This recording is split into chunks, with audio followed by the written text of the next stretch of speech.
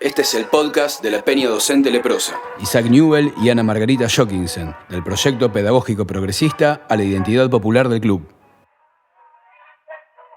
Generalmente, cuando se habla del Colegio Comercial Anglo-Argentino, se hace referencia al lugar donde se comenzó a jugar al verdadero fútbol en nuestra ciudad. Pero nosotros y nosotras, como docentes, vamos a poner el acento en el proyecto pedagógico de Isaac y Ana Margarita, porque es desde allí que va a surgir la posterior identidad popular del Club Atlético Newell's Old Boys. En este sentido, lo primero que hay que destacar es el carácter comercial del colegio y ponerlo en contexto. En aquella época, la educación secundaria era concebida como un privilegio de los sectores más acomodados de la sociedad. Incluso pensemos que recién en 2006, la educación secundaria pasa a ser obligatoria en nuestro país. Sí, pero sobre finales del siglo XIX, era una parte muy minoritaria de la sociedad la que accedía a la educación media. En tiempos de Isaac y Ana existían pocas opciones. Los colegios nacionales preparaban a los jóvenes de las clases más acomodadas para ingresar a la universidad, en carreras como medicina o derecho. De ahí también surgían periodistas que nutrían a los medios hegemónicos de la época, o funcionarios para ingresar en la estructura del Estado o para desarrollarse en la política, hegemonizada por el conservadurismo del Partido Autonomista Nacional. No es casualidad, entonces, que los referentes políticos surgidos del Colegio Anglo-Argentino se enrolaran en la vereda opuesta, en las filas del radicalismo, como en el caso del propio Claudio Newell, que llegó a ser intendente, en la democracia progresista de Lisandro de la Torre y Enzo Bordavere, o en el socialismo de Del Valle y Berlucea. Junto con los colegios nacionales, la otra alternativa destinada a las mujeres eran las escuelas normales, de donde surgían las maestras para la enseñanza primaria elemental. Mientras tanto, la ciudad de Rosario registraba una situación social compleja. Por un lado, había un alto porcentaje de analfabetismo, y por otro, la gran cantidad de extranjeros traía aparejada una diversidad de idiomas y de culturas que hacían difícil la implementación de una política educativa uniforme. En 1881, el municipio impulsó la creación de algunas escuelas públicas que en teoría estaban destinadas a todas las clases sociales. Sin embargo, hasta 1888, estas solo brindan educación elemental, es decir, hasta tercer grado. La famosa Ley 1420 de Educación Común fue sancionada en julio de 1884, pero solo tenía alcance en Capital Federal. Su implementación llegaría a Rosario algunos años más tarde. Para paliar esta situación, el municipio otorgaba subsidios a las escuelas privadas, los cuales, en teoría, tenían que servir para incluir a los niños y niñas de escasos recursos. Pero el trato dentro de los establecimientos era marcadamente discriminatorio. Así lo destaca el historiador Alberto Pérez. Las niñas pobres en el colegio de las Hermanas de Caridad eran educadas con gran dureza, obligadas a barrer y limpiar la escuela, y tratadas como parias, ya que se les enseñaba con menor interés y en forma separada a quienes pagaban. Esto contrasta con lo que se vivenciaba en el colegio de Isaac y Ana. El historiador Roberto Luis Martínez traza una similitud entre el Liceo Argentino y el Colegio Anglo-Argentino. Eran destinados a ricos y pobres, a los que podían abonar su cuota y a los que no. Nunca estuvieron reservados, como otros, para una élite distinguida y aristocrática. Isaac y Ana habían ideado un sistema de becas para niños huérfanos o imposibilitados de pagar las cuotas regulares. Las becas se sostenían mediante un sistema solidario de padrinazgos, que se llamaban scholarships. De este modo, quienes podían, colaboraban con aquellos que no alcanzaban a hacer frente a las cuotas escolares. En 1884, Eusebio Gómez, que era director del Colegio Nacional, reclamaba la necesidad de formar comerciantes, industriales, ingenieros y trabajadores en general. Pero recién, en 1892, el ministro Gabriel Carrasco implementó la primera escuela pública comercial de la provincia, en la ciudad de Santa Fe. Todo esto en un contexto en que la educación secundaria no lograba establecerse de manera sólida en el territorio nacional. Recién, a partir de 1910, van a existir los reglamentos y planes de estudio unificados para la escuela secundaria. Entonces, que Isaac y Ana decidieran fundar un colegio específicamente comercial, en 1884, da cuenta de la mirada amplia y progresista con la que supieron leer aquella coyuntura. La fundación de un colegio de esas características se encuadra en esa concepción progresista de la educación que tanto defendemos los y las docentes. La educación como herramienta de ascenso social y de transformación. Por otra parte, la denominación de anglo-argentino tenía más que ver con la procedencia de Isaac, pero cuando vemos la composición social registrada en los apellidos del alumnado, nos damos cuenta que el Colegio Anglo-Argentino era una muestra transversal del mosaico social y cultural de Rosario y de la región. Buen día, a sentarse que voy a pasar lista. Iriart. Presente, señorita. González. Presente, señorita. Hates. Presente, señorita. Ginocchio. Presente, señor.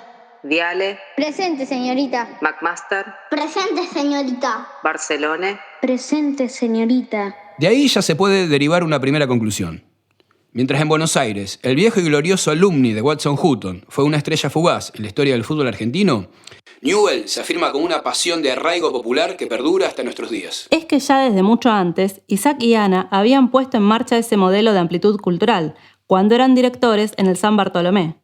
Aquel colegio era inicialmente cerrado a la comunidad británica, y por ese motivo había entrado en cierto declive. Pero al asumir como directores Isaac y Ana, comienzan a abrirse las distintas colectividades del entorno y el San Bartolomé retoma el vuelo. Todo marchaba bien, pero al llegar a Rosario, el nuevo pastor de la iglesia metodista, comienzan los problemas, que explotan cuando la pareja Newell apoya el reclamo de los docentes que exigían un aumento de salario. Ya no hay vuelta atrás. Y en noviembre de 1884, Isaac y Ana se van del San Bartolomé para fundar el Anglo Argentino. La mayoría de los alumnos, unos 50 niños y niñas, los siguen en el nuevo emprendimiento. Y hasta la escuela lejana se iba forrando de a rato, engañando a la maestra y olvidando la lección, pelota de trapo. Para instalarse, en primer término, compran un inmueble en el número 9 de la calle Entre Ríos, pero al poco tiempo consiguen alquilar la casona de Guillermo Wheelwright en Entre Ríos 139. Tiempo más tarde lograrán comprarla gracias a un crédito hipotecario otorgado por el Banco de la Provincia de Santa Fe, el primero otorgado por el banco. En lo que respecta al proyecto pedagógico en sí, Isaac y Ana habían recibido la influencia vital del reverendo Thomas Good, de marcado perfil progresista. Good supo separar su firme fe metodista de su rol de educador, promoviendo la enseñanza religiosa en el seno de la familia, pero manteniendo el carácter laico de la escuela. Aquí es necesario detenerse en la figura de Ana Margarita Jockinson. Ana había nacido en Londres, aunque sus padres eran alemanes exiliados. Es necesario recordar que entre 1848 y 1849 estalló en Alemania una revuelta antimonárquica, que al fracasar trajo como consecuencia una gran cantidad de exiliados, entre ellos el eximio músico Richard Wagner, por ejemplo. Así fue como la familia Jockinson llegó a Inglaterra. Ana resultó una compañera inseparable para Isaac, ya que asumió un protagonismo inusual para una mujer de su tiempo. Así lo testimoniaría años después uno de sus exalumnos, Modesto Barroso, en el diario El Municipio. En la obra de la fundación y la vida de ese colegio colaboró abnegadamente una mujer de elevado espíritu y de gran corazón, Ana Margarita Jockinson, esposa del maestro Isaac. Eran ambos dos voluntades y dos inteligencias que armonizaban admirablemente en medio de una abnegación recíproca y una fidelidad idéntica. En el colegio comercial anglo-argentino se seguían determinados cánones establecidos en la época. La higiene personal era estrictamente monitoreada por el propio Isaac. Este es un detalle no menor si tenemos en cuenta el antecedente de lo que fue la fulminante epidemia de cólera que había asolado la ciudad en 1867 y que se repetiría después en 1887 y 1894. Esto cobra actualidad para nosotros, que tenemos que atravesar nuestra tarea educativa en este contexto de aislamiento por la pandemia del COVID-19. Modesto Barroso también va a destacar la capacidad innovadora del maestro Isaac Newell. Era un reformador convencido de los sistemas de educación imperantes y ustedes bien lo saben. Su plan de estudios era sui generis, caracterizado por modalidades propias que los colegios de todo el país quisieran para su fama y engrandecimiento. En cuanto a la integración escolar, los días jueves resultaban especiales para la comunidad del colegio. Durante todo el día, los alumnos debían hablar exclusivamente inglés, asignándose un castigo de neto corte pedagógico para aquel que infringiera la regla. Traducir 24 fragmentos del español al inglés para después realizar una autocorrección. Por la noche, toda la comunidad educativa tomaba parte de un espacio integrativo que denominaban tertulia, donde participaban del juego de la tómbola, cuyo premio simbólico era un paquete de galletitas Bagley. Pero la integración más intensa llegaba con el fútbol. Así lo recuerda Víctor Hates, alumno del colegio y primer presidente de Newell. Improvisábamos en el patio de tierra del colegio y en los intervalos que nos posibilitaban los recreos unos picados adorosos, ya que como resultaban muy breves, poníamos las piernas y el alma para ganarlos. Era el tiempo en que el orgullo y la guerra juvenil aceptaban únicamente el triunfo. El fútbol era toda una novedad en Argentina. Si bien la ya mencionada Ley 1420 incluía los ejercicios físicos como actividad obligatoria, su instrumentación se hacía dificultosa por la ausencia de profesores capacitados, siendo esto aún mucho más notorio en el interior del país. Pero además, aquel criterio de inclusión de la actividad física se basaba en parámetros muy específicos. Se descartaban los deportes de competición grupal, y por lo tanto el fútbol, por considerarse inapropiados de acuerdo a los cánones predominantes. En lugar de eso, se instauraba un modelo gimnástico basado en la disciplina militar. La educación física se desarrollaba en los denominados batallones escolares y se limitaba a diversos adiestramientos militares como alineación, marchas, saltos, carreras. Recién en 1905, con la creación del Sistema Argentino de Educación Física, el fútbol va a ir prendiendo, pero muy de a poco, en el ámbito escolar. En esto, Isaac también fue un innovador. Ante la posibilidad de dirigir plenamente su propio establecimiento, se dio el gusto de incorporar el juego que había aprendido de niño en su Inglaterra natal. El fútbol, entonces, no se daba en el marco de lo que hoy conocemos como educación física.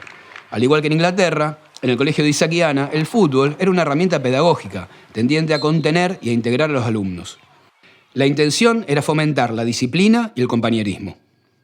Este entusiasmo que Isaac generó entre sus alumnos rompía con la idiosincrasia y las costumbres de la comunidad británica en Rosario, donde los deportes eran solo un evento social.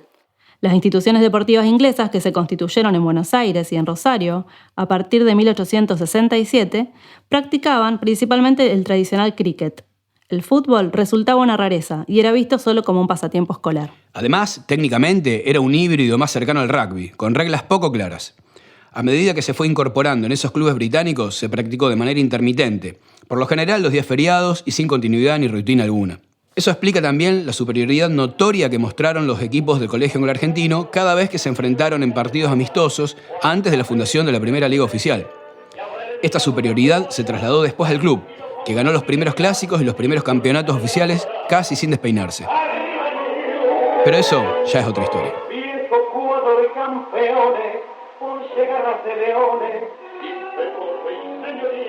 La marca indeleble que dejaron Isaac Newell y Ana Margarita Jockinsen para la posteridad se renueva día a día en nuestras escuelas. Es por eso que cada vez que un grupo de alumnos en el patio de cualquier escuela fabrica una pelota y arma un picado, está homenajeando a aquel pionero, porque repiten la eterna, siempre nueva e interminable ceremonia de iniciación del fútbol en estas tierras.